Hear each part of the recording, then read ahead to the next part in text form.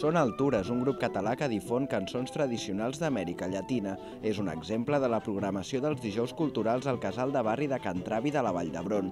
L'objectiu és dinamitzar culturalment aquest barri de muntanya. Ha venido gente de Girona, que ya es decir, entonces es decir, no, yo no me quería perder esto porque no lo voy a ver en ninguna otra parte de Barcelona.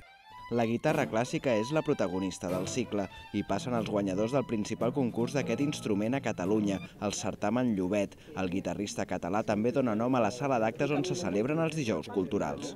Miguel Llobet fue en su tiempo el mejor guitarrista del mundo, pero claro, fue una época muy ingrata porque fue durante la Guerra Civil, que él era conocido en Francia, en Estados Unidos, en Argentina, en todas partes. També s'ofereixen altres activitats com presentacions de llibres, passis de pel·lícules o representacions teatrals com aquest conte operístic, La vendedora de fósforos. A més, tenen la intenció d'ampliar els actes a altres equipaments de l'entorn i aconseguir més implicació dels veïns i veïnes. No solamente seamos nosotros los que presentamos a los artistas, sino que sea una persona del barrio que se integra, ¿no? Y en este caso entonces buscamos lógicamente la integración, no solamente de que vengan a un concierto que les gusta más, les gusta menos, pero interesante de que ellos sean protagonistas de alguna manera.